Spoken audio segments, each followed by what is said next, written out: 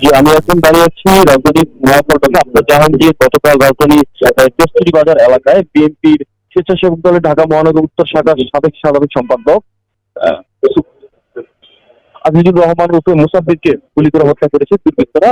সেই জন্য কিন্তু এখানে আছে বিএনপির পক্ষ থেকে জানাজার নামাজের আয়োজন করা হয়েছে। আমরা এখন দাঁড়িয়ে আছি পল্টনে, নয়াপল্টনের সামনে। এখানে কিন্তু বিভিন্ন দলের নেতা কর্মীরা এখানে উপস্থিত হয়েছে। উত্তর দক্ষিণ নেতা কর্মীরা, স্বেচ্ছাসেবক দল এবং ছাত্র দল, তারপর হচ্ছে যুব দল যারা আছে তারা কিন্তু এখানে উপস্থিত হয়েছে। এবং ঢাকা মহানগর উত্তরের যে বিএনপির আহ্বায়ক আমিনুল ইসলাম এবং আহ, হাবিব নবী খান সোহেল এবং দক্ষিণের রবিন উনি কিন্তু এখানে উপস্থিত আছেন এবং অন্যান্য যে অঙ্গ সংগঠনের নেতা কর্মীরা সেখানে এখানে উপস্থিত আছে। আমরা এখানকার নেতা কর্মীদের সাথে কথা বলছি, তাদেরকে তারা বলতেছে যে কোনো রাজনৈতিক উদ্দেশ্য এবং সামনে যে নির্বাচন আছে নির্বাচনকে কেন্দ্র করে মূলত এই হত্যাকাণ্ড ঘটনা হয়েছে এবং পুলিশ যদি অতি দ্রুত তাদের এই হত্যাকাণ্ডের যে সুষ্ঠু বিচার সেই বিচারটি সম্পন্ন যদি করতে পারে তাহলে হয়তোবা যে চিহ্নিত যে সন্ত্রাসী যে হত্যাকাণ্ড ঘটেছে তাকে হয়তোবা অতি দ্রুত খুঁজে পাওয়া সম্ভব। এবং এখানে কিন্তু অনেক নেতাকর্মীরা জড়ো হয়েছে এবং তাই জানাজার নামাজে কেন্দ্র করে কিন্তু আমরা দেখেছি সকাল থেকে কিন্তু বিভিন্ন স্তরের নেতাকর্মী এখানে আসা শুরু করেছে এবং তারা এখানে